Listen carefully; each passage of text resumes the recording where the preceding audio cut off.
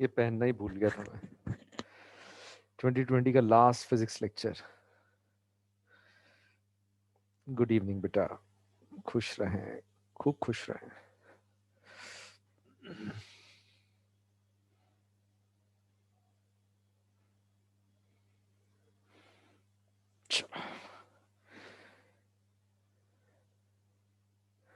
बच गए सर, यही खुशी है। चलो ठीक है।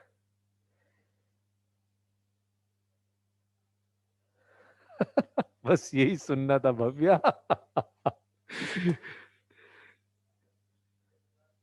चलिए अब फ्लूइड्स आगे बढ़ाते हैं।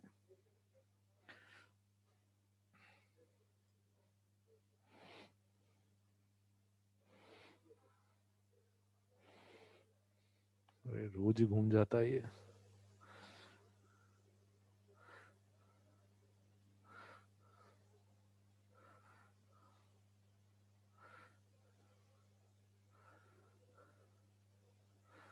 अरे बाप रे, कहाँ चला गया।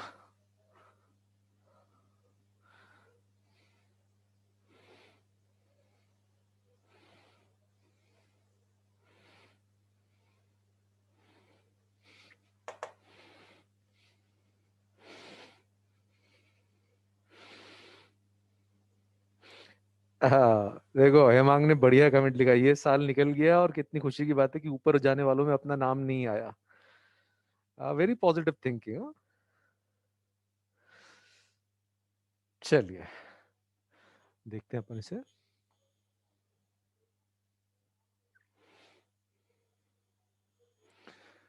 कल जो ये लास्ट में बताया था, इसमें कोई डाउट तो नहीं, क्लैरिटी है बेटा? Is this clear? ठीक है। अच्छा, एक बात मैंने जो जज करी पढ़ाते पढ़ाते, कि आपका फ्लूइड स्टैटिक एकदम साफ है। मतलब मैं रिवीजन नहीं करा सकता, मुझे एक तरह से उसको 80% पढ़ाना ही है। ये सही है कि नहीं? रिवीजन तो अभी तक खत्म हो गया होता, बट जो रिस्पॉन्सेज आ रहे हैं, है ना।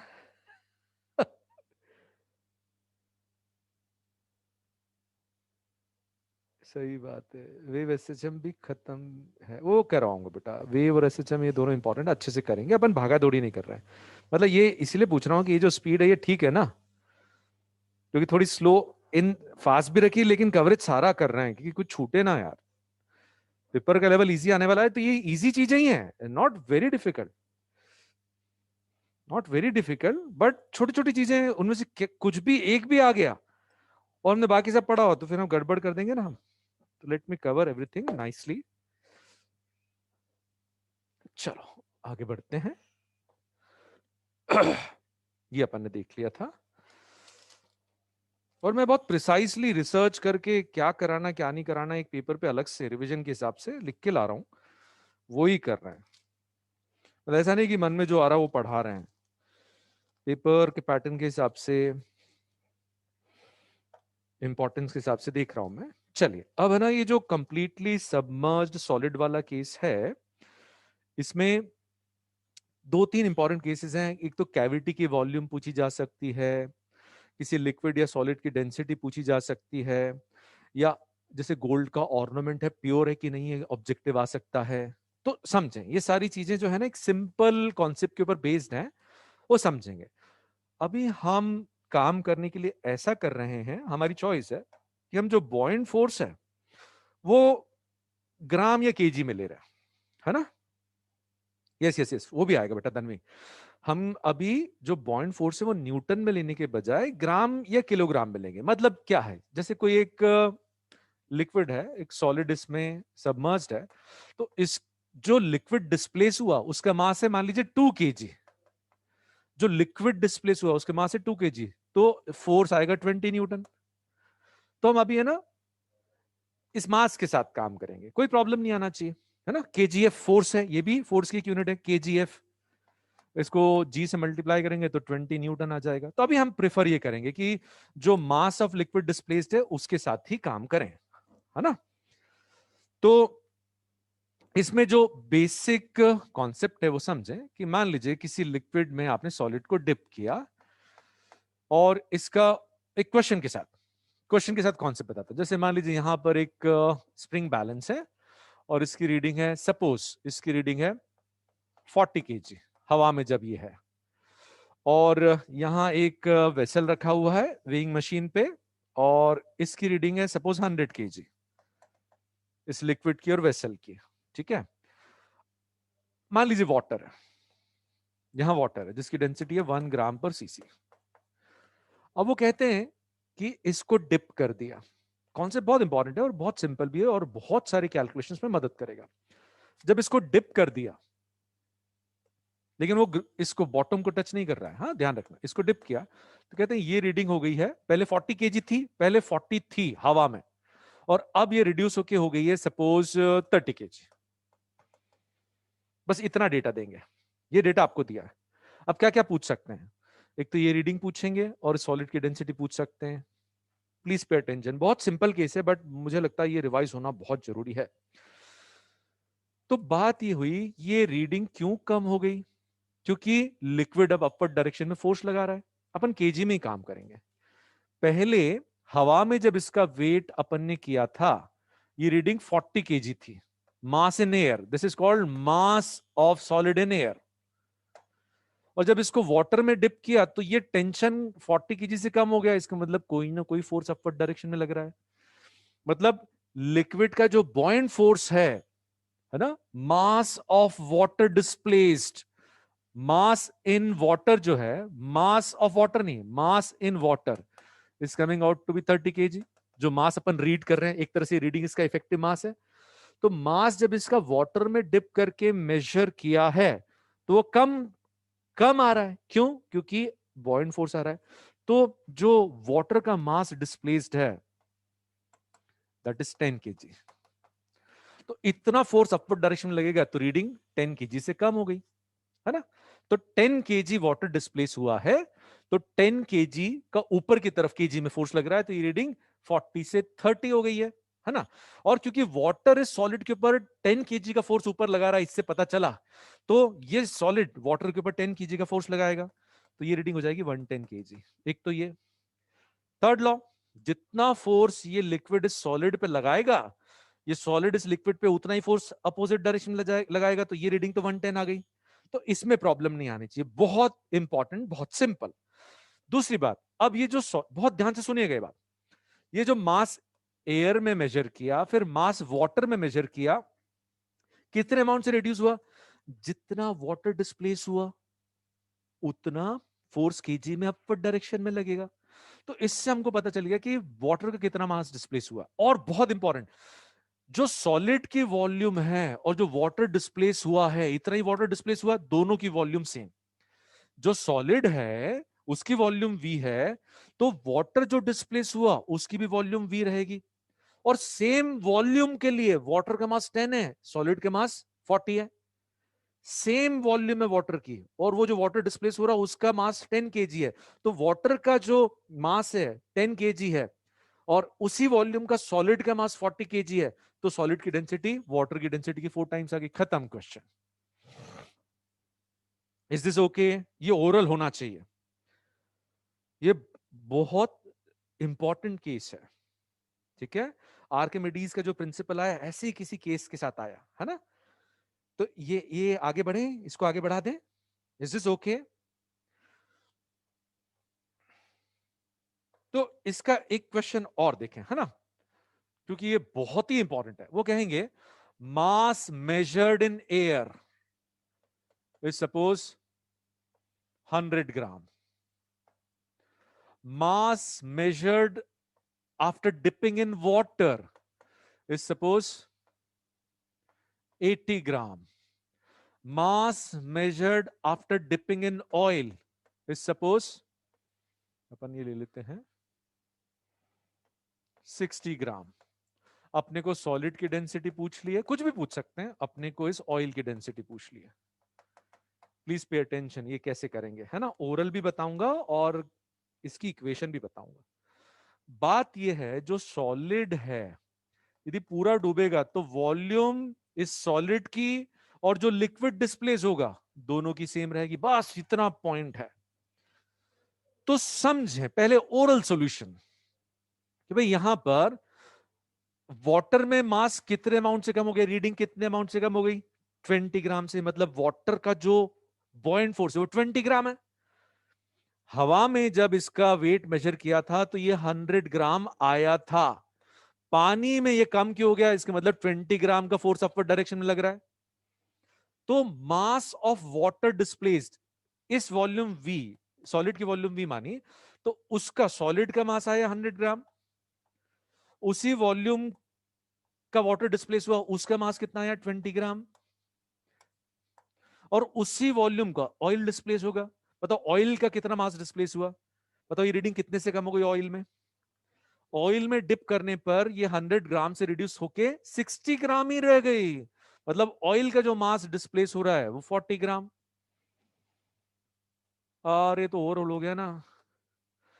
सेम वॉल्यूम के लिए ये मास इसे सेम वॉल्यूम के लिए, तो इधर मास 5 टाइम्स है तो इसकी density 5 times density of water, इसकी 2 टाइम्स डेंसिटी ऑफ वाटर। खत्म क्वेश्चन।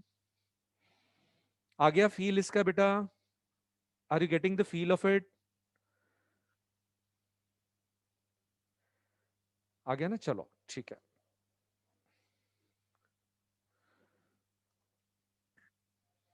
और मान लो कभी इस तरह से डायरेक्टली जज नहीं कर पा रहे तो क्या करना बेटा, प्लीज समझो। सेम वॉल्यूम का ये मास है, तो density of solid into volume is volume of solid 100, density of water into same volume is 20, density of oil into same volume is 40। अब डिवाइड कर देना, यहां तो एकदम डायरेक्टली रेशो पता कर सकते हैं, बट हर जगह रेशो नहीं निकलेगा। तो सेम वॉल्यूम तीनों के लिए, और density of solid, density of water, density of oil, और ये मासेस। Is this clear. टू क्यों किया बेटा, यहां सेम वॉल्यूम के लिए मास डबल हो गया ना ऑयल का, है ना। तो मास डबल हो गया, तो इसका मतलब उसकी डेंसिटी डबल है। क्लियर राम। लास्ट स्लाइड दिखा दीजिए प्लीज। इशू मैन क्यों लेट हुए।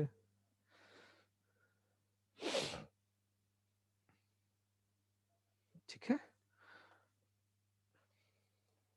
अब प्लीज है ना बहुत ध्यान से सुनना, इसी के ऊपर बेस दो और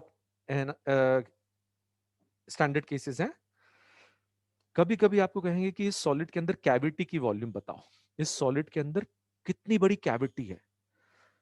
बहुत सिंपल कैलकुलेशन है, पे अटेंशन, एक ही क्वेश्चन से समझ में आना चाहिए। यहां देखें, यहां वो कहेंगे मास इन एयर। मैं एक न्यूमरिक केस के साथ बताता हूं। ये मास इन एयर एम ए ले लेते हैं। मास मेजर्ड इन वाटर, वाटर में डिप करने के बाद जो मास आ रहा है दैट इज MW। और आपको सॉलिड की डेंसिटी दे दी है, वाटर की डेंसिटी दे दी, और कैविटी कितनी बड़ी है ये पता करना है। तो फील डेवलप करो बेटा, आप नहीं भी नोट करोगे ना तो भी आप आराम से क्वेश्चन सॉल्व कर पाओगे। सुनिए ध्यान से, जैसे कोई एक सॉलिड है, उसके अंदर कैविटी है, इसका मास एयर में मेजर करोगे तो जो सॉलिड पार्ट है उसका मास आ जाएगा बेटा, आएगा कि नहीं आएगा। किसका मास आएगा, जो एक्चुअल सॉलिड है, अंदर तो वैक्यूम है। तो जो मास इन एयर है that is basically mass of solid. इतना सॉलिड है, एक एक पॉइंट लिखते चलता हूं, this is actually the solid present. तो सॉलिड का जो मास है उसको सॉलिड की डेंसिटी से डिवाइड कर देंगे तो सॉलिड जो प्रेजेंट है, ये जो वॉल्यूम है ये आ गई। आराम से पहले इस पॉइंट को समझो। मास जो हवा में मेजर करेंगे उसमें इस कैविटी का तो कंट्रीब्यूशन है ही नहीं, वो तो सिर्फ सॉलिड का ही मास है। तो जो सॉलिड पार्ट है उसका मास इस मास इन एयर, वो उल्लू बनाने के लिए मास इन एयर कहेंगे, उसको डेंसिटी ऑफ सॉलिड से डिवाइड करेंगे तो ये जो वॉल्यूम है ये आ गई।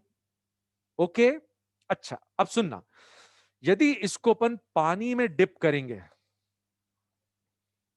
तो ये रीडिंग कम हो जाएगी। मान लो ये है, सुनना ध्यान से, ये है 100 और अब ये वाटर में मास है 20। तो बताओ वाटर का कितना मास डिस्प्लेस हुआ, जल्दी बताओ बेटा।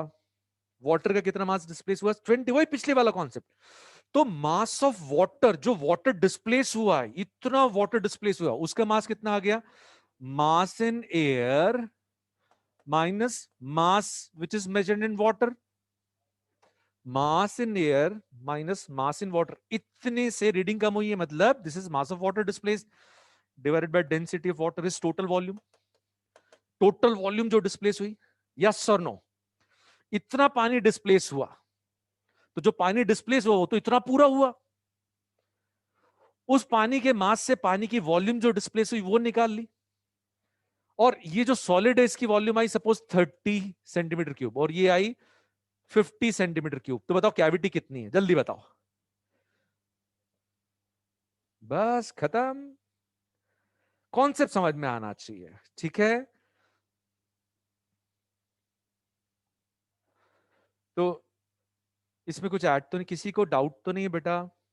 देखो इतना सिंपल केस है, यदि एक बार आपने मुझसे सुन लिया तो एग्जाम में फटाफट रिकॉल कर पाओगे, नहीं तो सोचते बैठो कि कैसे करना है। तो स्टैंडर्ड केसेस तो मैं सारे कराऊंगा आपको, नो डाउट, है ना? एक क्वेश्चन कर लेते हैं, ठीक है? फटाफट न्यूमेरिक वैल्यूज के साथ, आपको बहुत मजा आएगा कि अरे बहुत इजीली बन रहा है। Mass in air is 40 gram, mass measured in water is 30 gram, density of solid is 5 gram per cc और डेंसिटी ऑफ वाटर इज 1 ग्राम पर सीसी। कैविटी की वॉल्यूम पूछिए, वॉल्यूम ऑफ कैविटी, एग्जाम में क्वेश्चन आया। तो आप बताओ मुझे फटाफट, सॉलिड कितना, सॉलिड का मास कितना है? शाबाश कृतिक, सॉलिड का मास कितना है? 40 ग्राम। तो सॉलिड की वॉल्यूम जो प्रेजेंट है, जो एक्चुअल सॉलिड प्रेजेंट है वो है 8 सीसी। वाटर का जो मास डिस्प्लेस हुआ है वो कितना है? 10 ग्राम। मतलब वाटर की जो वॉल्यूम डिस्प्लेस हुई है 10 सीसी। टोटल वॉल्यूम जो डिस्प्लेस हुई है वो 10 और उसमें सॉलिड सिर्फ 8, तो कैविटी कितनी आई? 2। बताओ डिफिकल्ट है क्या ये? खत्म एक केस। नेक्स्ट केस,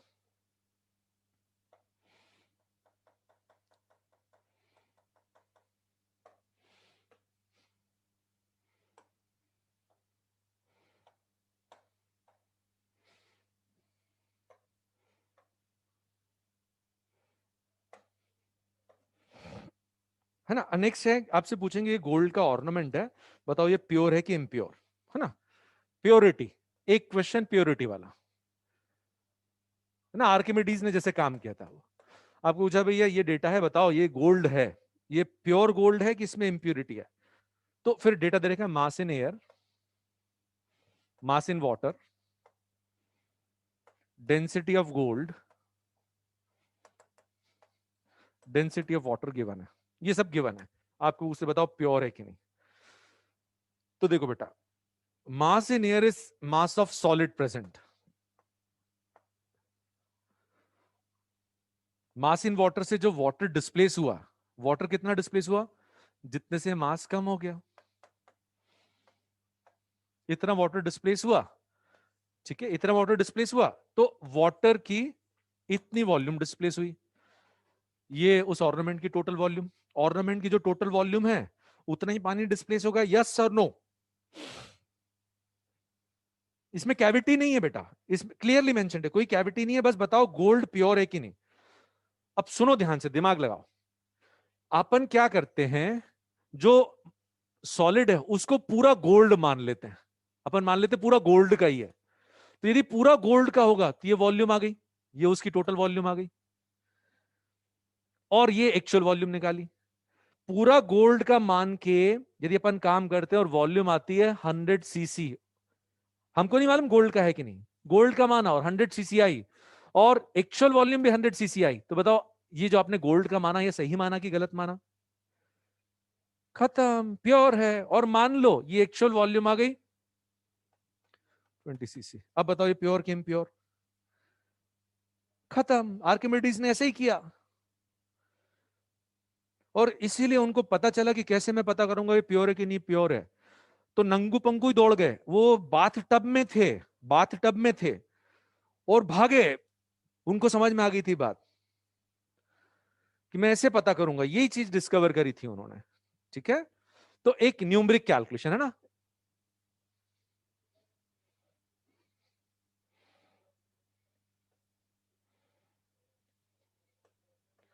ऑर्नामेंट 800 ग्राम का है, वाटर में मास मेजर किया 650 ग्राम, और गोल्ड की डेंसिटी मुझे याद नहीं, हाँ मैं मेरे मन में जो नंबर आ रहा दे रहा हूं, 8 ग्राम पर सेंटीमीटर क्यूब, है ना। ये गलती होगी क्योंकि मैं मन से लिख रहा हूं। अब पता करो प्योर है कि नहीं। यस यस, यूरेका यूरेका चलाया था। अब आप इधर आ जाओ भैया। आप मुझे बताओ कि यहां पर पानी कितना डिस्प्लेस हो रहा है। बताओ पानी कितना डिस्प्लेस हो रहा है। 150 ग्राम मतलब 150 सीसी। तो ऑर्नामेंट की एक्चुअल वॉल्यूम 150 है। और यदि हम इसको गोल्ड का मान लेते हैं, 800 ग्राम गोल्ड मान लेते हैं, तो उसकी वॉल्यूम कितनी आनी चाहिए, 100 सीसी। तो गड़बड़ है ना, गड़बड़ है, इम्प्योर है। बस खत्म, एक क्वेश्चन और हो गया। नेक्स्ट टाइप पे जाते हैं। मतलब मैं एकदम इजी केसेस भी बता रहा हूं ताकि आपके मन में फील डेवलप हो जाए ना, तो कुछ घोटने की जरूरत नहीं।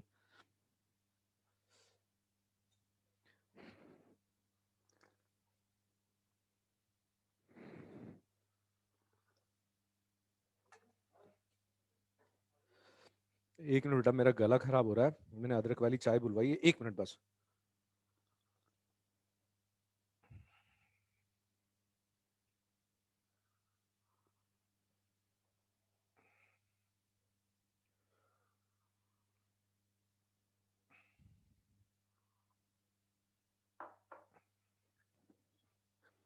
नेक्स्ट जो स्टैंडर्ड केस है,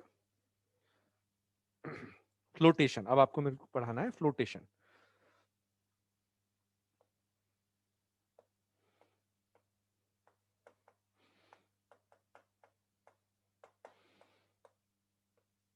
इसमें दो रिजल्ट आपको दे रहा हूं। सर आप भी डाउट क्लास लेंगे एलन में? बेटा अभी मुझे मालूम नहीं शेड्यूल लगा है कि नहीं, आई डोंट नो। सुनिए, यदि कोई सॉलिड हल्का है जिसकी डेंसिटी लिक्विड की डेंसिटी से कम है और उसको छोड़ दिया, तो वो पूरा डिप नहीं होगा, उसका एक पार्ट सबमर्ज हो जाएगा। तो इसमें क्या याद रखना है, ये मैं डिराइव करके दे रहा हूं, you will have to remember. और फील के साथ एक मैथमेटिकल डेरिवेशन, एक फील वाला। जैसे ये सॉलिड हल्का है, मान लो इसकी डेंसिटी है 2 ग्राम पर सीसी और लिक्विड की डेंसिटी है 6 ग्राम पर सीसी।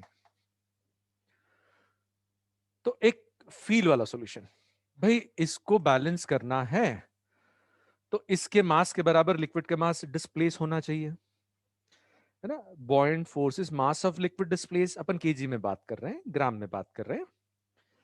तो ये जो लिक्विड डिस्प्लेस हो रहा है, इसका मास और इस सॉलिड का मास बराबर होना चाहिए, तो बॉयंट फोर्स इसको बैलेंस कर देगा, है ना। तो बस इस डेटा को देख के बताओ कि ये डेंसिटी 2 है और ये 6 है, तो सेम मास के लिए यदि इसकी वॉल्यूम v है, तो सेम मास के लिए इसकी कितनी वॉल्यूम लगेगी। डेंसिटी 3 टाइम्स बढ़ गई। अरे v/3 लिखोगे ना, 3v क्यों लिखोगे बेटा। ये लिक्विड भारी है, जितना ज्यादा भारी लिक्विड होगा सेम मास के लिए उतनी कम वॉल्यूम लगेगी। ठीक है, ठीक है। तो देखो यहां पे हुआ क्या, ये जो सॉलिड है इसकी डेंसिटी 1/3 हो गई, सॉलिड की डेंसिटी 1/3 है क्योंकि वो हल्का है। तो वाटर की सॉरी, जो लिक्विड की वॉल्यूम लगने वाली वो भी 1/3, है ना। सॉलिड हल्का है, हल्की की वॉल्यूम ज्यादा लगती है, भारी वाला जिसकी डेंसिटी ज्यादा उसकी वॉल्यूम कम लगेगी। तो इसकी यदि डेंसिटी 1/4 हो गई इसके कंपैरिजन में, तो इसकी 1/4 वॉल्यूम से ही काम हो जाएगा आराम से। इसको कानों में जाने दो, दिमाग में जाने दो और फील डेवलप करने दो। भाई यदि सॉलिड उसकी डेंसिटी 1/5 हो गई है, तो लिक्विड की 1/5 वॉल्यूम से ही वो बैलेंस हो जाएगा। Is this okay? और इसी को ऐसे करते हैं, भाई यहां पर जो सॉलिड का मास है उसको डिस्प्लेस लिक्विड का मास बैलेंस कर रहा है। सॉलिड के mass total volume into density of solid, this is balanced by total volume of solid into density of solid. This is balanced by displaced volume, submerged volume into density of liquid. तो भाई v into rho तो same होना चाहिए ना, v into rho same होना चाहिए। तो जिसकी डेंसिटी 5 टाइम्स बढ़ गई उसकी वॉल्यूम की रिक्वायरमेंट 1/5 हो जाएगी सेम मास के लिए। ठीक है, तो यहां से मैं लिख देता हूं, volume submerged divided by total volume, solid की total volume. Is density of solid divided by density of liquid.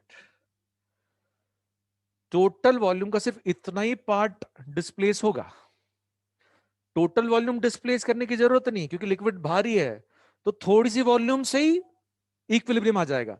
तो जो टोटल वॉल्यूम का फ्रैक्शन है वो कितना आएगा? यदि लिक्विड की डेंसिटी 4 टाइम्स है तो 1/4 आ जाएगा, लिक्विड की डेंसिटी इसकी 4 टाइम्स है तो 1/4 आ जाएगा, वही रिजल्ट आया। तो लिक्विड की डेंसिटी जितनी ज्यादा, फ्रैक्शन वॉल्यूम का उतना कम सबमर्ज होगा। तो क्या याद रखना है? Fraction of volume submerged, volume displaced. और देख के समझ में आ रहा, लिक्विड की डेंसिटी जितनी ज्यादा उतने छोटे फ्रैक्शन पे ही बैलेंस हो जाएगा। डू रिमेंबर दिस, घोटोफाई दिस, हमने फील्ड डेवलप किया उसका। ठीक है। सेकेंड पॉइंट जो अपने को ध्यान रखना है, बहुत बार मदद करता है,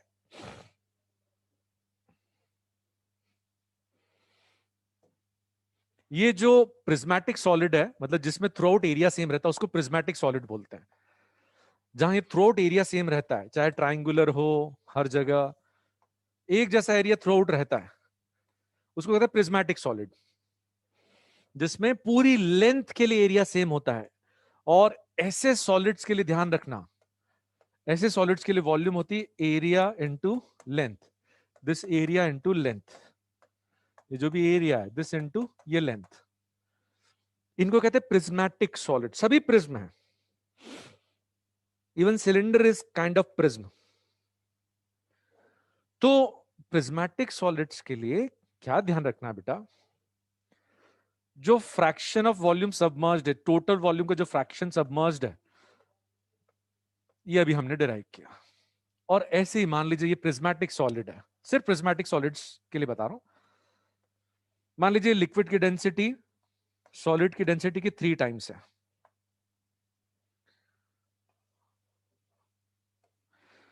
तो जो वॉल्यूम सबमर्ज्ड है वो कितनी होगी? टोटल की 1/3, क्योंकि 1/3 वॉल्यूम से ही सॉलिड का मास बैलेंस हो जाएगा। तो ये हाइट भी टोटल की 1/3 हो जाएगी, क्योंकि ये प्रिज्मेटिक सॉलिड है। हाइट 1/3 हुई तो वॉल्यूम भी 1/3। सिर्फ प्रिज्मेटिक के लिए, कोन वगैरह के लिए नहीं होगा बेटा। जैसे कोन है, कोन के लिए ऐसा नहीं होगा, ऐसा कोन है उसके लिए ऐसा नहीं होगा कि यदि आधी वॉल्यूम है तो हाइट भी आधी हो जाएगी, बिल्कुल नहीं होगा।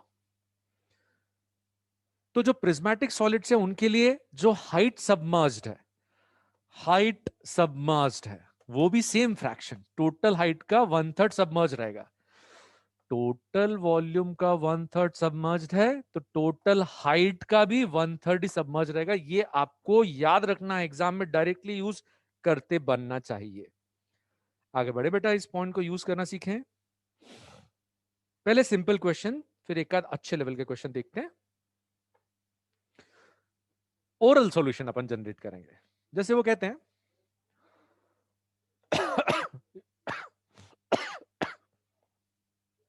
बहुत ध्यान से सुनना, क्यूब का मास है, या एम ले लेते हैं, क्यूब का मास है एम, और इसकी 1/4 एज सबमर्ज्ड है, इसकी 1/4 एज सबमर्ज्ड है। वो पूछते हैं कितना मैक्सिमम मास यहां रखा जा सकता है इसको बिना सिंक किए, बिना डुबाए कितना मैक्सिमम मास रखा जा सकता है। बहुत ध्यान से सुनना बेटा। ये जो वाटर डिस्प्लेस हो रहा है, जो वाटर डिस्प्लेस हो रहा है वो क्यूब की वॉल्यूम का 1/4, क्यूब की वॉल्यूम वी मानी, तो 1/4 वाटर जो डिस्प्लेस हो रहा है वो उसका मास एम आना चाहिए, यस और नो, क्योंकि वो क्यूब के मास को बैलेंस कर रहा है। 1/4 वॉल्यूम डिस्प्लेस्ड है और उससे ये क्यूब बैलेंस हो रहा है, तो 1/4 वॉल्यूम जो है पानी की, उसके मास इसके मास को बैलेंस कर रहा है। तो बताओ पूरी वॉल्यूम डिप हो जाएगी तो कितना पानी डिस्प्लेस हो जाएगा? 4m।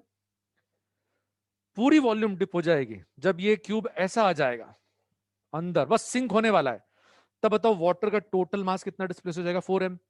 4m में 4m मास m और कितने एडिशनल मास को बैलेंस कर सकता है? जल्दी बताओ। 4m का टोटल मास ऊपर की तरफ लग रहा है, तो बस हो गया, क्वेश्चन सॉल्व, ओवरऑल हो गया, खत्म, लॉस्ट। Is this okay? एक केस और है ना,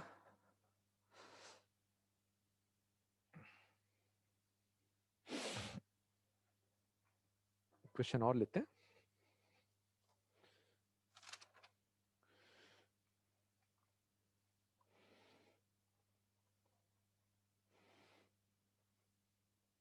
ठीक है, ध्यान से। हाँ, एक क्यूब है,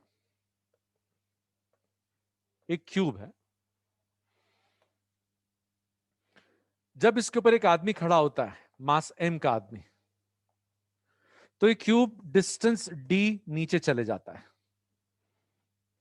डिस्टेंस d से पूरा डिप नहीं होता, डिस्टेंस d नीचे चले जाता है। ठीक है, और आपको वाटर की डेंसिटी दे रखी है, क्यूब की एज लेंथ पूछी है, फील्ड डेवलप कराना है। एक अच्छा केस, जब आदमी इस क्यूब के ऊपर खड़ा होता है तब ये क्यूब थोड़ा और नीचे चले जाता है। तो क्यूब जो नीचे चला गया वो डिस्प्लेसमेंट दे दिया है और आपको क्यूब की एज लेंथ पूछी है। तो देखें, सुनो ध्यान से, बहुत ध्यान से सुनो, प्रिंसिपल ऑफ सुपरपोजिशन। अभी इतनी जो वॉल्यूम डिस्प्लेस्ड है, जो वाटर की इतनी वॉल्यूम डिस्प्लेस्ड है, बताओ वो वॉल्यूम किसको बैलेंस कर रही है?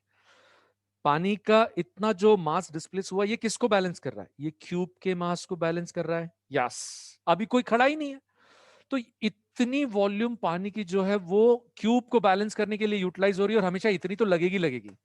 अब ये जो अंदर और चला गया है, तो इतना पानी और डिस्प्लेस हो गया है। बताओ ये पानी का मास किसके मास को बैलेंस कर रहा है? मैन, बस ये प्रिंसिपल ऑफ सुपरपोजिशन सिखाना था कि ये जो एडिशनल बॉयंट फोर्स आया है, ये एडिशनल मास को बैलेंस करने के लिए। तो ये वॉल्यूम कितनी आई? ए square into D.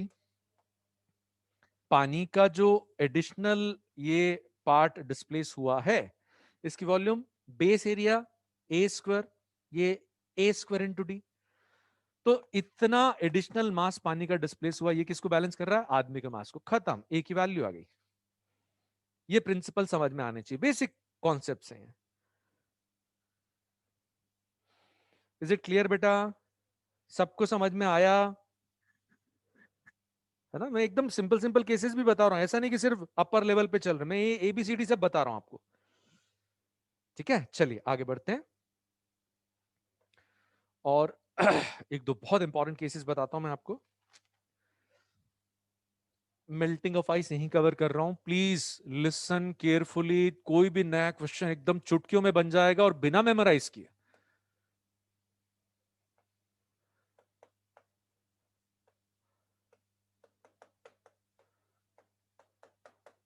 Is the topic clear? Melting of what?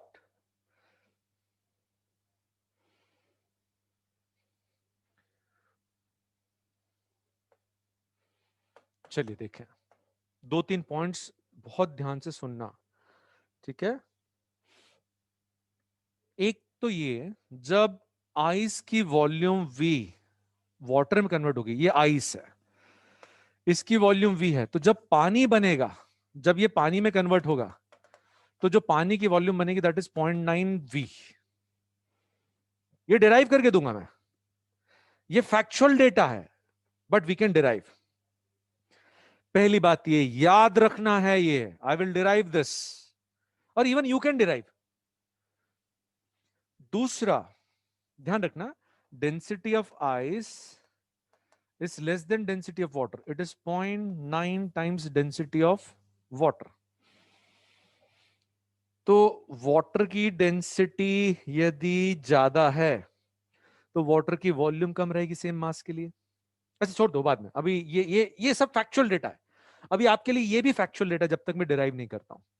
Second point जो याद रखना है, जो कि फिर से डिराइव करेंगे, कोई आइस पीस, कोई भी आइस पीस वाटर में यदि फ्लोट कर रहा है और इसकी वॉल्यूम वी है, तो जो पानी डिस्प्लेस करेगा इसके मास को बैलेंस करने के लिए, जो पानी डिस्प्लेस होने वाला है,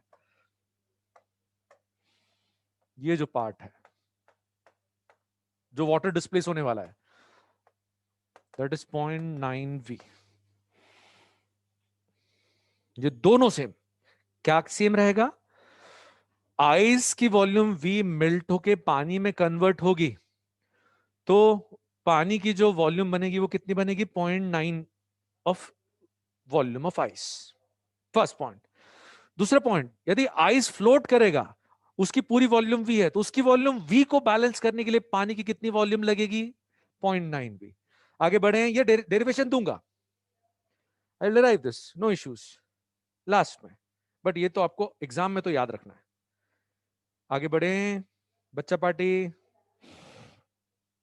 सेकेंड पॉइंट जो आपको समझना है कि यदि आपके पास एक भारी सॉलिड है, मान लीजिए density of a solid is 10 times density of water, भारी सॉलिड की बात करते हैं, तो इस सॉलिड की वॉल्यूम वी को बैलेंस करना था, तो पानी की वॉल्यूम कितनी लगेगी? पानी बहुत हल्का, उससे पानी 10 टाइम्स हल्का है, तो पानी की कितनी वॉल्यूम लगेगी? 10 वी। बहुत ही बढ़िया, यस और नो। पानी की डेंसिटी 1/10 हो गई, तो सॉलिड के मास के बराबर पानी की वॉल्यूम 10 वी लगेगी। Yes, okay. मान लीजिए density of solid is half the density of liquid. Solid की डेंसिटी सिर्फ आधी है, मतलब लिक्विड की डेंसिटी डबल हो गई, लिक्विड की डेंसिटी डबल हो गई, ये वाटर की डेंसिटी डबल हो गई। तो यदि इसकी वॉल्यूम वी है, तो पानी जो कि डबल भारी हो गया, उसकी वॉल्यूम कितनी लगेगी? V/2। बताओ, इसमें कोई प्रॉब्लम तो नहीं है ना? ये तो एकदम फील वाली बात है बेटा। लिक्विड की डेंसिटी 10 टाइम्स हो गई, तो लिक्विड की जो वॉल्यूम लगेगी 1/10। आगे बढ़े। वन केस कैसे? अरे, यदि सॉलिड स्टील जैसे है, पानी से 10 गुना भारी है, तो पानी की डेंसिटी 1/10 हो गई ना बेटा। तो डेंसिटी बहुत कम हो गई, तो सेम मास के लिए वॉल्यूम 10 टाइम्स रखना पड़ेगी। ठीक है। अच्छा, अब ध्यान से सुनना, आइस मेल्ट होगा तो क्या होने वाला है? पूरा फोकस अंडरस्टैंडिंग पे, पूरा फोकस। यहां मान लीजिए ये बीकर है, इसमें प्योर आइस है, फिर उसमें इंप्यूरिटी डाल देंगे। ठीक है।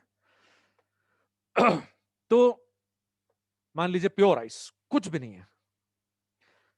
ये जो आइस है, यदि मेल्ट होता है तो क्या होगा? तो हम हमेशा प्रोसेस को मेंटली ब्रेकअप करेंगे। हमने क्या किया, इस आइस पीस को बाहर निकाल दिया, इस आइस पीस को बाहर निकाल दिया। जब मेल्ट होगा तो इतनी वॉइड क्रिएट हो जाएगी, इतनी खाली वॉल्यूम क्रिएट हो जाएगी। Mental process. बताओ, यदि आइस की पूरी वॉल्यूम वी है, तो ये जो पानी की वॉल्यूम डिस्प्लेस हुई थी, ये कितनी? जो पानी डिस्प्लेस हुआ था वो कितना? आइस की वॉल्यूम वी को बैलेंस करने के लिए पानी की जो वॉल्यूम डिस्प्लेस करना पड़ती 0.9 वी। ठीक है। तो इतना वॉइड क्रिएट हो गया, इतना बड़ा वॉइड क्रिएट हो गया। अब ये जो आइस है, इसको आपने बर्तन में मेल्ट किया और फिर वो पानी वापस यहां डाल दिया, या आइस यहीं कहीं मेल्ट हो रहा है। तो बताओ, ये जो आइस मेल्ट हुआ, इससे कितना पानी बनेगा? 0.9 वी। तो 0.9 वी की जो वॉइड थी, वो बताओ पूरी भरेगी, थोड़ी कम भरेगी कि ज्यादा भरेगी आइस के मेल्ट होने पे? जल्दी बताओ। तो बताओ, लेवल बढ़ेगा कि घटेगा? मतलब यहां पे जो वॉइड है 0.9 वी की, उससे कम लिक्विड डालेंगे। मान लो आपने लिक्विड पानी सिर्फ इतना डाला, तो फिर इधर आजू बाजू का लिक्विड अंदर आएगा और लेवल डाउन हो जाएगा। ठीक है। यदि आपने 0.9 वी से ज्यादा लिक्विड डाल दिया, तो फिर ये जो लिक्विड इधर सेटल हो जाएगा। लेकिन एग्जैक्टली 0.9 वी डालेंगे तो लेवल बढ़ेगा कि घटेगा? बताओ। सेम रहेगा। Is is okay? ओके, ठीक है। अच्छा, एक पॉइंट मुझे नेक्स्ट वाले केस को समझाने के लिए ये आपके दिमाग में बैठाना है कि मान लो जो डिस्प्लेस्ड वॉल्यूम है, मान लो यहां पे एक सॉलिड है, इसको और नीचे ले जाएंगे, ज्यादा वॉल्यूम डिस्प्लेस करेंगे, ज्यादा वॉल्यूम डिस्प्लेस करेंगे तो लेवल ऊपर जाएगा कि नीचे? यू की एन।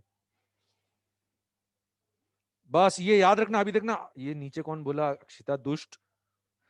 ज्यादा वॉल्यूम डिस्प्लेस करेंगे तो ऊपर जाएगा, कम वॉल्यूम डिस्प्लेस करेंगे तो नीचे आएगा। ये दिमाग में बैठा लो, तो 2 बार रिपीट कर लो। ज्यादा वॉल्यूम डिस्प्लेस करेंगे तो लेवल ऊपर जाएगा, कम वॉल्यूम डिस्प्लेस करेंगे तो लेवल नीचे जाएगा। ठीक है बेटा। अच्छा, अब नेक्स्ट केस। मान लो, बहुत ध्यान से सुनना, इस आइस में स्टील की इंप्यूरिटी है, स्टील की एक बॉल है, स्टील की बॉल है और बचा हुआ आइस, और ये इक्विलिब्रियम में है। तो अब मुझे बताओ, सिर्फ 0.9 वी डिस्प्लेस्ड है कि उससे ज्यादा डिस्प्लेस्ड है? 0.9 वी तो सिर्फ आइस को बैलेंस करने के लिए है। और अपन मान लेते हैं, बहुत ध्यान से सुनना, इसकी डेंसिटी है 10 टाइम्स डेंसिटी ऑफ वाटर। एक सिंपल नंबर, या डबल मान लो। अब प्लीज इधर सुनो, ये जो वॉल्यूम पानी की डिस्प्लेस हो रही है, ये जो वॉल्यूम डिस्प्लेस हो रही है, इसके दो पार्ट्स हैं। इसमें एक पार्ट आइस को बैलेंस कर रहा है विच इज 0.9 VI, ये मान लो 0.9 VI, और एक पार्ट स्टील को बैलेंस कर रहा है। बताओ ये जो स्टील को बैलेंस करने के लिए वॉल्यूम लग रही है, ये VS की 2VS, जल्दी बताओ। शाबाश।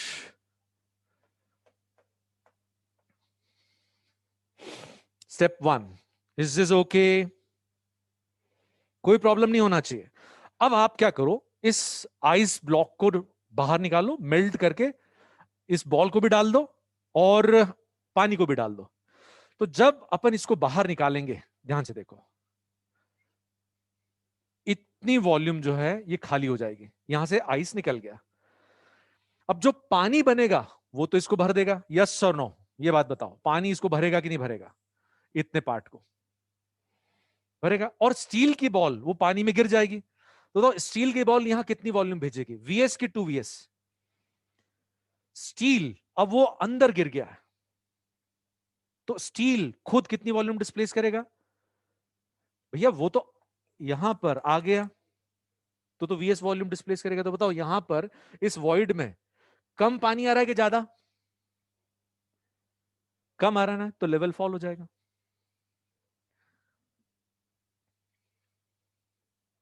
बट इतना सब नहीं करना पड़ेगा, ओरल करेंगे इसको, मैं ओरल सिखा दूंगा इसको। बस केस पढ़ा और आपने टिक किया, पहले इसको यस और नो बोलो। ये समझ में आया कि नहीं आया? Yes sir, yes sir, yes sir, बहुत ही बढ़िया।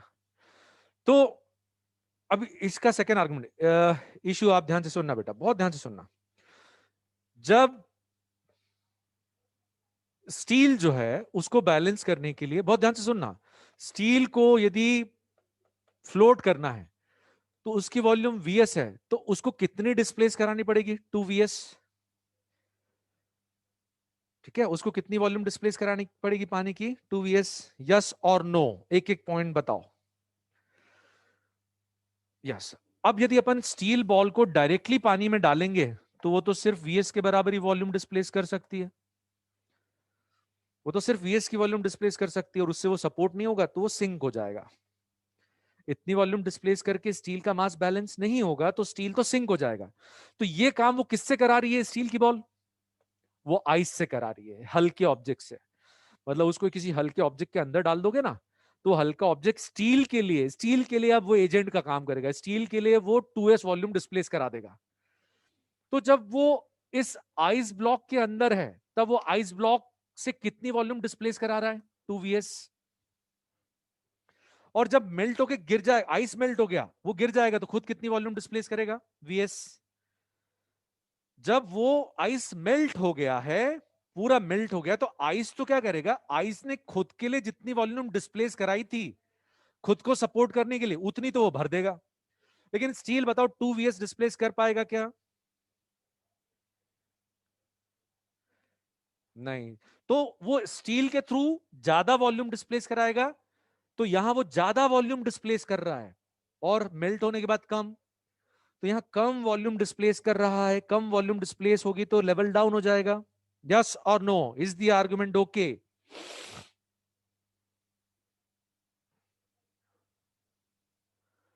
घोटा घाटी नहीं करना, आपने को समझा समझी करना है बेटा, अभी नहीं तो क्वेश्चन बनेंगे नहीं आगे के। ठीक है, अच्छा सुनिए, होता क्या है कि आप किसी हैवी ऑब्जेक्ट को पानी में सपोर्ट करना चाहते हैं तो डायरेक्टली डालेंगे तो सिंक हो जाएगा, तो किसी हल्के ऑब्जेक्ट के अंदर रखते हैं उसको, तो होता क्या है, मान लीजिए यहां पे आपने एक हैवी ऑब्जेक्ट जिसकी वॉल्यूम VS है, ये डाली है, और मान लो इसकी डेंसिटी वाटर की डेंसिटी की डबल है, तो ये इस हल्के ऑब्जेक्ट से इतनी वॉल्यूम डिस्प्लेस करा लेगा। और आइस जो है उसकी वॉल्यूम VI मानी है, तो वो खुद की वॉल्यूम को सपोर्ट करने के लिए सिर्फ 0.9 VI डिस्प्लेस करेगा, और मेल्ट होने पे वो भर भी देगा। तो आइस तो कभी भी लेवल बढ़ाने घटाने का काम नहीं करता, क्योंकि जितनी वॉल्यूम वो डिस्प्लेस करता उतनी भर भी देता। यस और नो? आइस कभी लेवल चेंज नहीं करेगा। ये भारी वाला ऑब्जेक्ट अंदर है तो वो अभी ज्यादा वॉल्यूम डिस्प्लेस कर रहा है, और मेल्ट होने के बाद तो भैया वो खुद ही आ गया, तो कम वॉल्यूम डिस्प्लेस करेगा तो लेवल डाउन हो जाएगा। ठीक है बेटा। अब लास्ट केस इसमें बहुत ध्यान से सुनना, बहुत ध्यान से। मान लो यहां पे कॉर्क पीस है अंदर, कॉर्क, जिसकी डेंसिटी वाटर की डेंसिटी की आधी है। तो पहले बताओ, कॉर्क की वॉल्यूम वीसी है और उसकी डेंसिटी वाटर की डेंसिटी की आधी है, तो बताओ उसको सपोर्ट करने के लिए कितनी वॉल्यूम की रिक्वायरमेंट है। इसको सपोर्ट करने के लिए वाटर की जो वॉल्यूम लगेगी VC/2। ठीक है। अच्छा, अब मुझे जवाब देना।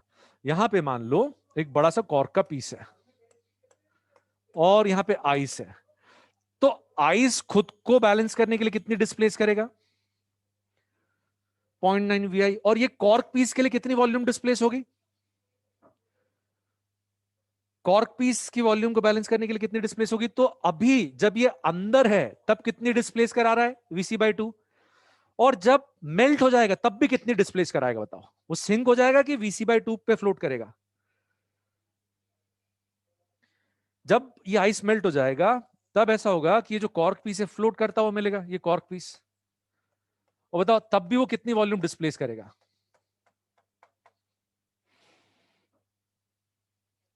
तो यहां आइस से कितनी करवा रहा, आइस से कितनी डिस्प्लेस करा रहा है? VC/2। और अभी भी कितनी? जब आइस मेल्ट हो जाएगा तब भी कितनी करेगा वो? VC/2। तो बताओ अब लेवल चेंज होगा क्या? बस। तो डेंस इंप्यूरिटी तो लेवल डाउन होता है, लाइट इंप्यूरिटी तो लेवल चेंज नहीं होता है। बेटा वो थोड़ा सब्जेक्टिव हो जाता है मांग, इसलिए नहीं करा रहा मैं, अननेसेसरी डिफिकल्टी में नहीं लेके जा रहा आपको। Sir did not understand this one, कौन से वाला बेटा? ये एक बार और, बहुत इजी है। कि मान लो ये हल्का पीस है जिसकी डेंसिटी वाटर की डेंसिटी की आधी है, और आइस की वॉल्यूम VI है, तो आइस खुद को सपोर्ट करने के लिए इतनी डिस्प्लेस कर देगा और इसको सपोर्ट करने के लिए जो रिक्वायरमेंट है उतनी डिस्प्लेस करेगा। यस सर नो विराज? अब जब आइस मेल्ट हो जाएगा तो पानी जो बनेगा वो इतनी वॉल्यूम तो भर देगा, है ना? और जो कॉर्क पीस है वो पानी की सरफेस पे फ्लोट करेगा कि सिंक हो जाएगा? विराज बताओ, वो फ्लोट करेगा कि सिंक हो जाएगा? फ्लोट करते हुए कितने डिस्प्लेस करेगा? यहां भी कितने डिस्प्लेस करा रहा था? VC/2। और अभी भी कितने डिस्प्लेस कर रहा है? VC/2। तो बताओ लेवल बढ़ेगा कि घटेगा? There is not going to be any change. ये सारे केसेस हो गए। ठीक है। अब फील आ गया ना, तो कोई भी नया केस आराम से आप हैंडल कर लोगे, you will not face any problem. ठीक है।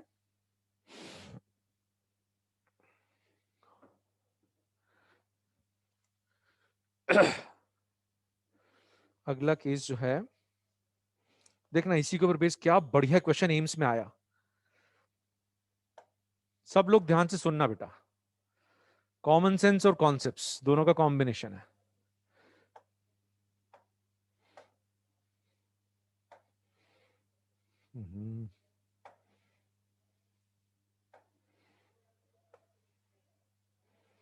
एक वुड ब्लॉक है, इसके ऊपर स्टील का कॉइन रख देते हैं, और ब्लू है, पानी पानी कर देते हैं। बहुत ध्यान से सुनना बेटा इसको। ये डिस्टेंस H1, ये वाला डिस्टेंस H2, और ये वाला distance H3, H1 plus H2। Would, steel का कॉइन, और फिर कोई लिक्विड है।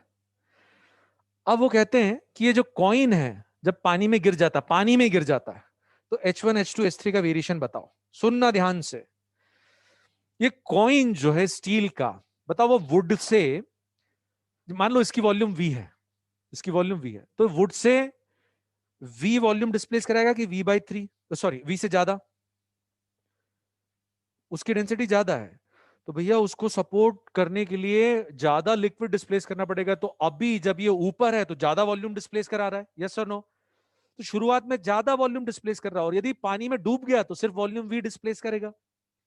पहले तो वुड के थ्रू ज्यादा वॉल्यूम डिस्प्लेस करा रहा था, अब वो खुद ही पानी में उतर गया तो खुद की वॉल्यूम के बराबर ही डिस्प्लेस करा पाएगा, तो वॉल्यूम डिस्प्लेस्ड कम हो गई है। तो बताओ लेवल H3 बढ़ेगा कि घटेगा, जल्दी बताओ।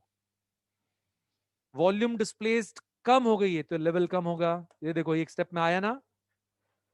अब ये तो कॉमन सेंस, यदि ये गिर गया तो बताओ ये जितना डूबा हुआ है वो बढ़ेगा कि घटेगा, जल्दी बताओ।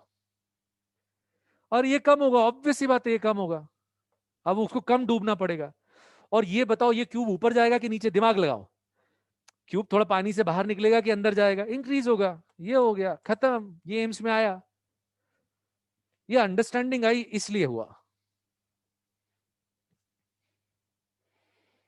ठीक है बेटा।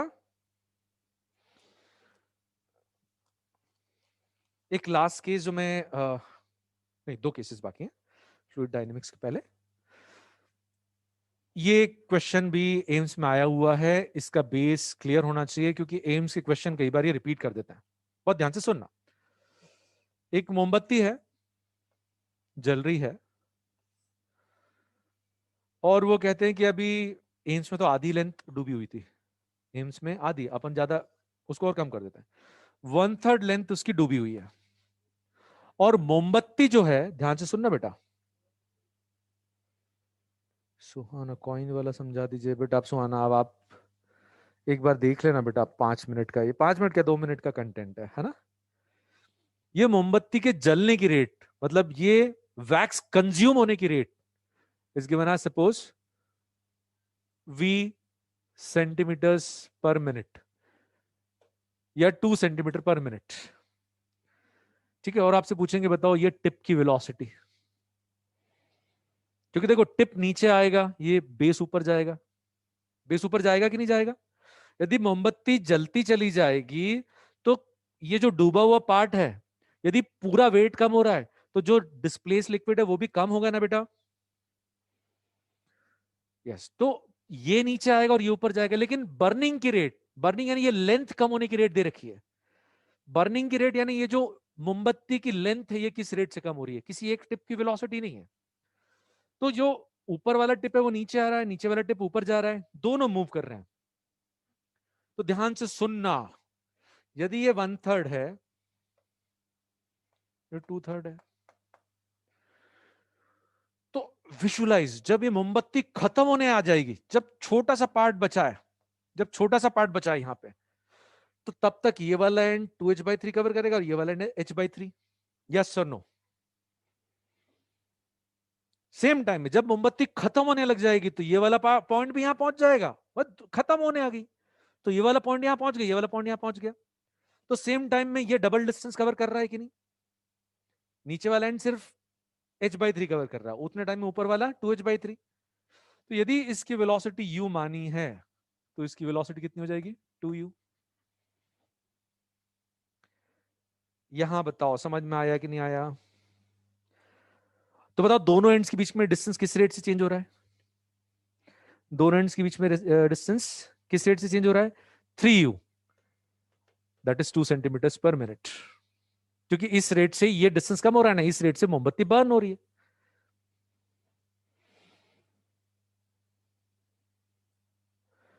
आ गया सबको समझ में आया बेटा। u की वैल्यू आ गई तो दोनों स्पीड्स आ गई।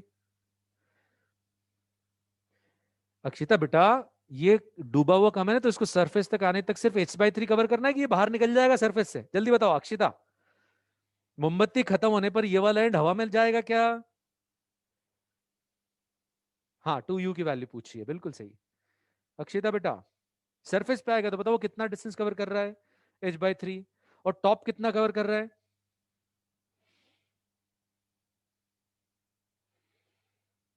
वैक्स तो गिरेगा ही बेटा। अक्षिता आप समझ में आया बेटा। जितने टाइम में ये डिस्टेंस h/3 कवर कर रहा है, 2h/3 कवर कर रहा है, तो इसकी स्पीड u मानी तो उसकी 2u। ये हो गया।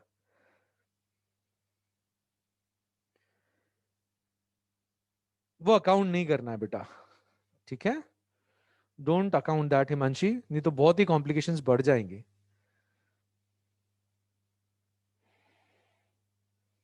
ठीक है, इजी केस। अब एक आपको देता हूं, ट्राई ट्राई दिस। वो कहते हैं, बहुत ध्यान से सुनना, इसकी लेंथ है 100 सेंटीमीटर्स और 20 सेंटीमीटर सबमर्ज्ड है, और ये 20 सेंटीमीटर पर मिनट की रेट से बर्न हो रही है।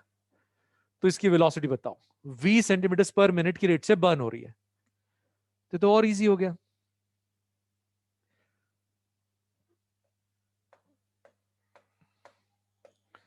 यदि इसको आपने u माना तो this would be 4u, 5u is equal to v, तो u is equal to v by 5, so this is 4v/5। आराम से देखो, कोई जल्दीबाजी नहीं है, ऑब्जर्व ऑब्जर्व।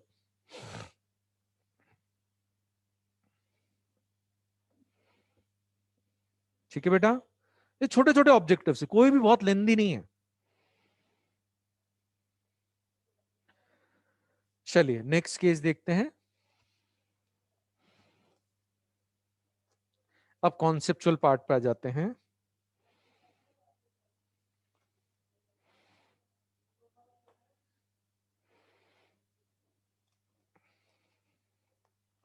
बॉइंड फोर्स का इंटरप्रिटेशन।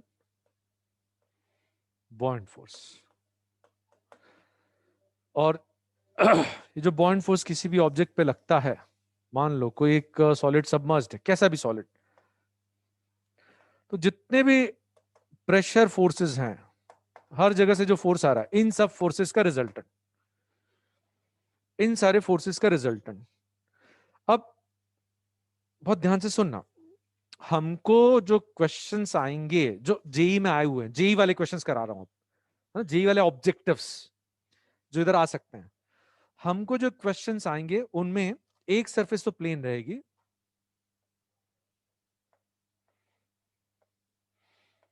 ये जेई में आया हुआ क्वेश्चन है।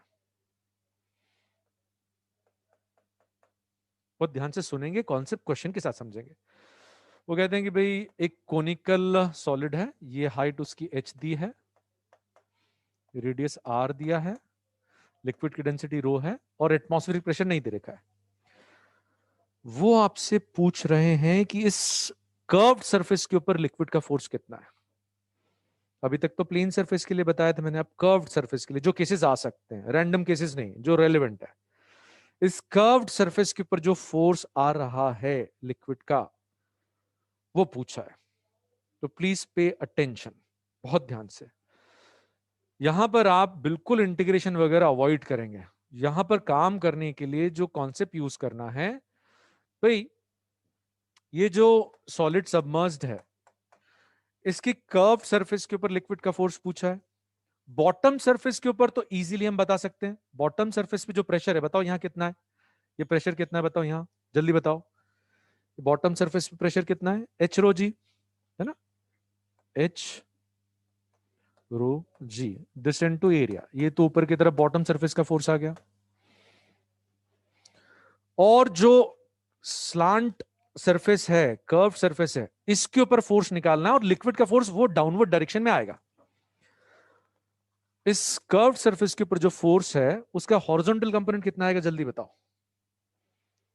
कर्व सरफेस के ऊपर जो लिक्विड है, उसका उसके फोर्स का हॉरिजॉन्टल कंपोनेंट कितना आएगा, 0। कारण समझो, लॉजिक। यहां पर जो लिक्विड का टोटल कॉन्टैक्ट फोर्स है, दैट इज बॉइंड फोर्स, वो इस डायरेक्शन में has to be in upward direction, सबको मालूम है। जो नीचे वाली सरफेस और ऊपर वाली सरफेस के ऊपर रिजल्टेंट फोर्स है, that is buoyant force, it has to be in upward direction. इसका फील्ड डेवलप करते हैं, प्लीज पे अटेंशन, बहुत ध्यान से सुनना बेटा, एक इजी केस से समझा रहा हूं। एक सिलेंड्रिकल सॉलिड है,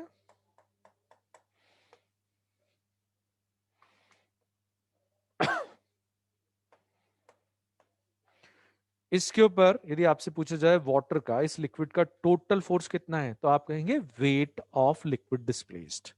कितना लिक्विड डिस्प्लेस हो रहा है, इतनी वॉल्यूम, इतना मास, तो न्यूटन में चाहिए, तो this is the buoyant force, it has to be in upward direction. सबको मालूम है ये, यस और नो, इसमें कोई डाउट तो नहीं है। बट ये प्रूव करके बताऊंगा कि जो भी फोर्सेस लग रहे हैं उनका रिजल्टेंट है। जो ये कर्व सरफेस है इसके ऊपर तो हर जगह वाटर का फोर्स हॉरिजॉन्टल डायरेक्शन में, तो इन सब का रिजल्टेंट कितना आएगा? जीरो, क्योंकि हॉरिजॉन्टल डायरेक्शन में तो कोई फोर्स है ही नहीं। जो भी बॉइंट फोर्स होता है वो वर्टिकली अपवर्ड डायरेक्शन में होता है, पक्की बात। तो ये जो कर्व सरफेस के साथ कांटेक्ट में लिक्विड है, इन सब का रिजल्टेंट जीरो आएगा, इसमें कोई प्रॉब्लम? हर जगह फोर्स ये हॉरिजॉन्टल डायरेक्शन में, और ये आपस में कैंसिल हो जाएंगे। इधर जो फोर्स आ रहा है ये वाला फोर्स तो जीरो हो जाएगा, क्योंकि ये सब हॉरिजॉन्टल डायरेक्शन में, और हॉरिजॉन्टल डायरेक्शन कोई फोर्स ही नहीं है। उसको ऐसे भी देख सकते हैं, यहां से जो प्रेशर फोर्स आ रहा है और यहां से जो प्रेशर फोर्स आ रहा है, प्रेशर तो सेम है, ये कैंसिल होगा कि नहीं? ये फोर्सेस कैंसिल होंगे कि नहीं, है ना? अब यहां ये हाइट में मान लेता हूं x, तो यहां पे जो फोर्स आ रहा है x रो g, या इस प्रेशर को P मान लेते हैं, यहां जो प्रेशर है लिक्विड का प्रेशर P1 मान लेते हैं, P1 इंटू एरिया, ये फोर्स आ रहा है। इधर वाला फोर्स तो कैंसिल हो गया, इन सारे फोर्सेस का रिजल्टेंट जीरो, और नीचे जो फोर्स आ रहा है वो P प्लस एच रो जी इंटू ए। पहले इस फ्री बॉडी डायग्राम को समझो, ये फोर्सेस कैंसिल हो रहे हैं, ऊपर से P, ये प्रेशर P1 माना है, P1 इंटू ए आ गया, और यहां P1 है तो बताओ यहां कितना आएगा pressure? P1 plus H rho जी। प्रेशर को एरिया से मल्टीप्लाई कर दिया तो फोर्स आ गया। अब इन सारे फोर्सेस का रिजल्टेंट देख लो, उसके बराबर आ रहा है कि नहीं आ रहा है, देख लो। ये आ रहा है P1A plus L A row G, ये वाला फोर्स और ये वाला फोर्स कैंसिल हो गया, तो ये बॉइंट फोर्स आया। ये सबसे इंपॉर्टेंट पॉइंट है, जितने भी फोर्सेस सॉलिड के ऊपर लग रहे हैं उन सब का रिजल्टेंट वर्टिकल डायरेक्शन में ही होना चाहिए, पहली बात, और वो वेट ऑफ लिक्विड डिस्प्लेस के बराबर आता है। Is this clear? है ना? अब यहां पर भी इधर बॉटम सरफेस पे फोर्स इधर आ रहा है, रिजल्टेंट फोर्स इस डायरेक्शन में, तो कर्व सरफेस पे फोर्स भी वर्टिकल डायरेक्शन में होना चाहिए। यदि कर्व सरफेस पे जो फोर्स है उसका कोई कंपोनेंट हॉरिजॉन्टल डायरेक्शन में है, तो भाई रिजल्टेंट फोर्स भी हॉरिजॉन्टल डायरेक्शन में एक कंपोनेंट कैरी करेगा। कर्व सरफेस के ऊपर मान लीजिए जो लिक्विड कांटेक्ट फोर्स लगा रहा है उसका एक कंपोनेंट आपने हॉरिजॉन्टल डायरेक्शन मान लिया और एक कंपोनेंट वर्टिकल डायरेक्शन मान लिया। कर्व सरफेस पे फोर्स का ये वर्टिकल कंपोनेंट, ये हॉरिजॉन्टल कंपोनेंट, तो इन तीनों का रिजल्टेंट हॉरिजॉन्टल डायरेक्शन में एक कंपोनेंट कैरी करेगा कि नहीं? और रिजल्टेंट तो पूरा का पूरा वर्टिकल डायरेक्शन में है। तो ये जो component, this has to be zero, this has to be zero. तो जो भी वर्ट इस कर्व सरफेस के ऊपर फोर्स है उसका मैं फील भी डेवलप करा देता हूं। यहां से फोर्स ऐसा आ रहा है ये प्रेशर के कारण, यहां से फोर्स ऐसा आ रहा है, तो इनका रिजल्टेंट तो नीचे ही जाएगा। इधर से प्रेशर आ रहा है, इधर से प्रेशर आ रहा है, रिजल्टेंट तो नीचे ही जाएगा। तो जो कर्व सरफेस के ऊपर फोर्स है वो वर्टिकल डायरेक्शन में होगा, और उसका हॉरिजॉन्टल कंपोनेंट मान भी लिया है तो भी जीरो आएगा। मान लो आपने मान लिया हॉरिजॉन्टल कंपोनेंट, चलो ठीक है, कभी मान लिया, तो आपने एक इस कर्व सरफेस के ऊपर लिक्विड का जो फोर्स है उसका एक वर्टिकल कंपोनेंट माना, एक हॉरिजॉन्टल। इन सब का रिजल्टेंट ये आ रहा है, इन तीनों का रिजल्टेंट ये आ रहा है, तो बताओ एफ कितना आएगा? तो ये एफ जीरो आ गया। आपको नहीं समझ में आया तो वो यहां से आएगा, और इन दोनों का resultant b f h rho ji pi are square minus f v is equal to this buoyant force.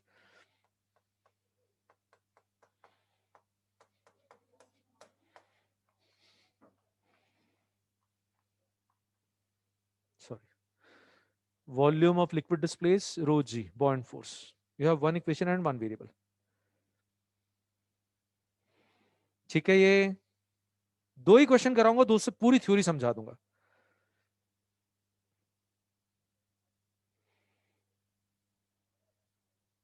एक क्वेश्चन और देखते हैं, दोनों जेई के क्वेश्चन है, इन्हीं के आने की प्रोबेबिलिटी ज्यादा, लेकिन कॉन्सेप्ट तो मैं पूरा बता रहा हूं। एक और ऐसा क्वेश्चन है जी में आया हुआ,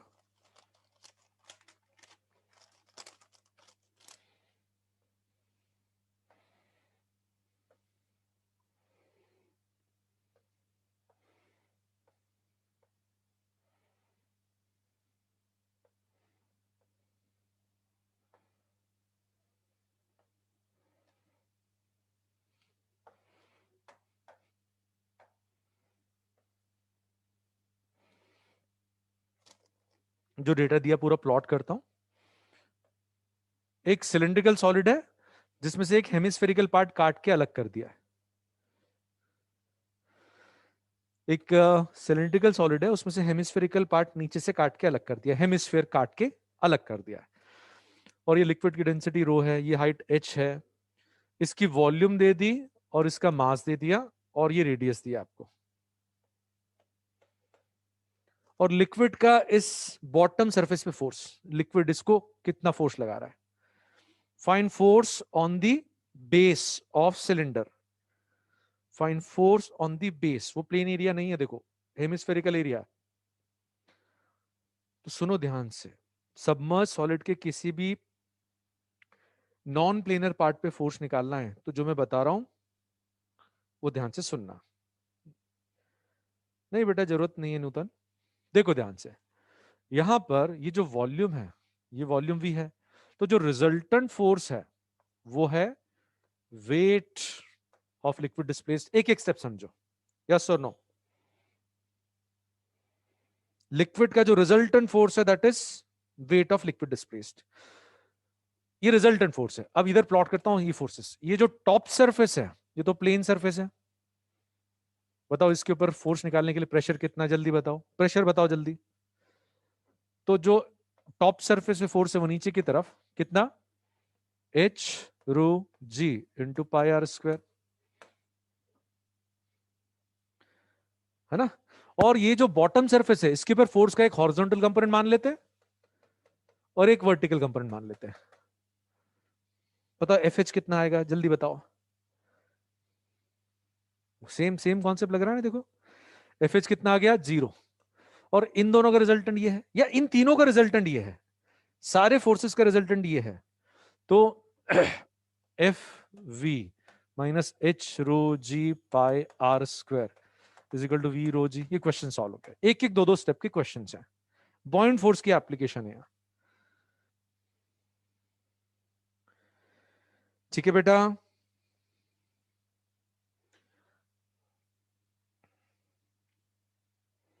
जल्दी बोलो, क्लियर, कॉन्सेप्ट क्लियर है। Previous slide.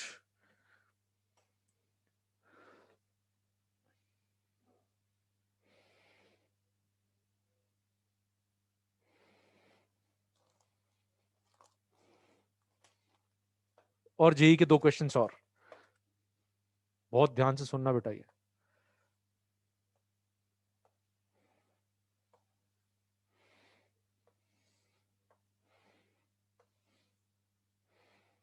कॉन्सेप्ट है, इसमें क्वेश्चन कॉन्सेप्ट सिखाएगा आपको।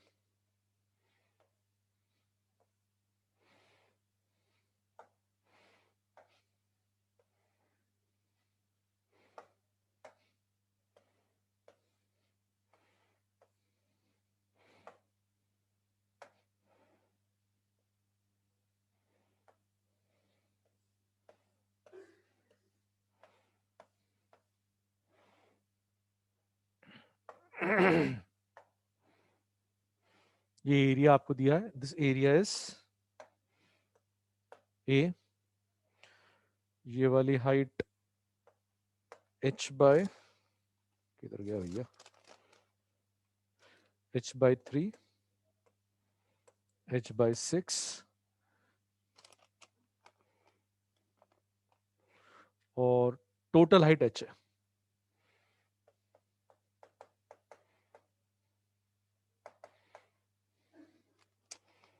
ये डेंसिटी रो, ये डेंसिटी 3 रो और इसकी डेंसिटी है रो, एक मिनट, इसकी डेंसिटी 5 रो/6। क्या क्या पूछे, ध्यान से सुनो, बहुत ध्यान से सुनना। ये लिक्विड ए, लिक्विड बी, फटाफट लिक्विड ए का इस सॉलिड के ऊपर फोर्स बताओ, इस सिलेंडर के ऊपर। लिक्विड ए का इस सॉलिड के ऊपर फोर्स बताओ, इस सिलेंडर के ऊपर फोर्स। हिमांशी बहुत बढ़िया, वंदित बहुत बढ़िया, Nutan, Ayushi, Sharika, all are right. लोग क्या करते हैं, जल्दीबाजी, जो गलत सॉल्यूशन है। इस लिक्विड की कितनी वॉल्यूम डिस्प्लेस हुई है? ये जो लिक्विड है इसकी वॉल्यूम, इतनी वॉल्यूम डिस्प्लेस हुई है। ये वॉल्यूम कितनी है? H/3 इंटू ए। और लिक्विड का जो मास डिस्प्लेस हुआ है और ये वेट डिस्प्लेस हुआ है, ये कहते हैं ये फोर्स है। ये गलत है। ये वाला लिक्विड ये फोर्स नहीं लगा रहा, उसका फोर्स तो जीरो है। ये जो लिक्विड है ये हर जगह से सिर्फ हॉरिजॉन्टल डायरेक्शन में फोर्स लगा रहा है। ये हॉरिजॉन्टल फोर्सेस कैंसिल हो जाएंगे, तो इस लिक्विड का, लिक्विड ए का फोर्स जीरो आएगा। ये कॉन्सेप्ट है, बहुत सारे लोग इसमें ब्लंडर करते हैं। लिक्विड बी का फोर्स पता करना है। लिक्विड बी का फोर्स पता करना है, कैसे पता करेंगे? Only B applies buoyant force. ठीक है, मिड पॉइंट थ्योरम भी नहीं, मिड पॉइंट थ्योरम भी नहीं। बेटा इसका फोर्स, इस लिक्विड का फोर्स निकालना है तो बस ये वाला प्रेशर निकाल के एरिया से मल्टीप्लाई कर दो। देखो ये प्रेशर कितना है, दिस प्रेशर, इस ये प्रेशर, ये वाला, यहां कुछ भी नहीं दे रहेगा तो जीरो। ये वाला प्रेशर H1 रो1 G, ये वाला pressure, plus H2 रो2 G, this into area.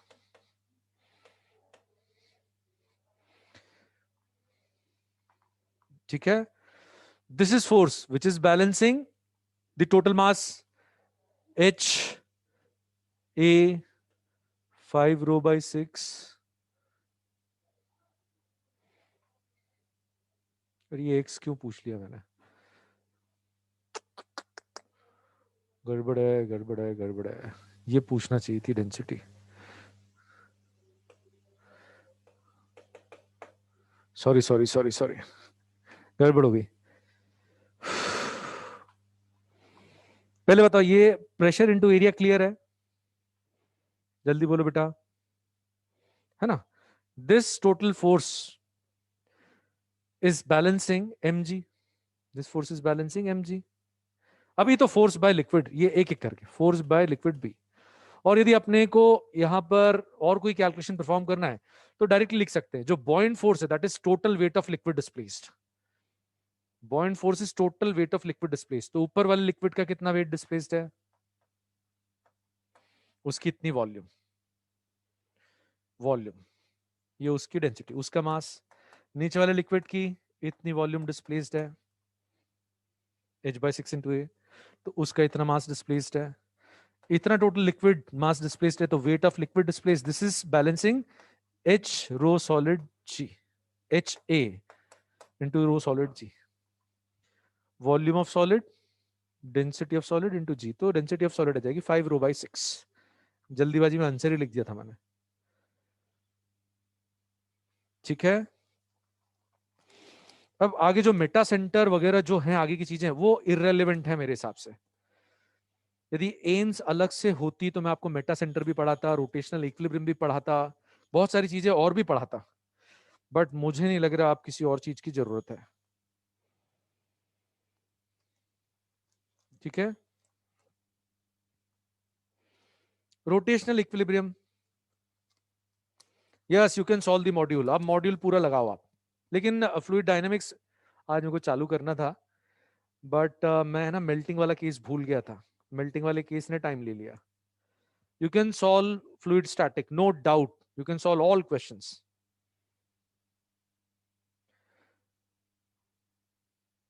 ठीक है, अब रोटेशनल इक्विलिब्रियम वाले केसेस नहीं बता रहा, वो नहीं आएंगे बेटा। अभी जो हम एक्सपेक्ट कर रहे हैं लेवल बहुत हाई नहीं जाएगा, सिंपल सिंपल केसेस आएंगे जहां कैलकुलेशंस बहुत ज्यादा कॉम्प्लिकेटेड नहीं रहेंगे। ठीक है, तो अपन हेडिंग तो डाल ही देते हैं, फ्लूइड डायनामिक्स। चालू हो गया फ्लूइड डायनामिक्स।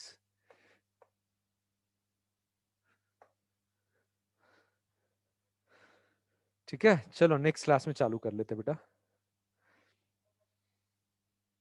मॉड्यूल और रेस कर लेना, बस बस बस, not more than that. Purity के बाद वाली स्लाइड।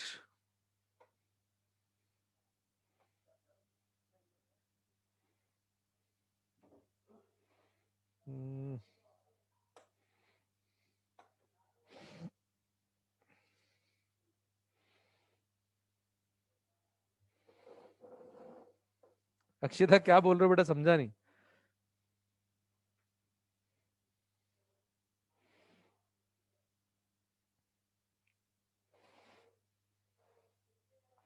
सबको एडवांस में नववर्ष की बहुत बहुत शुभकामनाएं बेटा। नया साल आपके लिए खूब खुशियां लेके आए, आप खूब खुश रहें, स्वस्थ रहें, खुश रहो बेटा।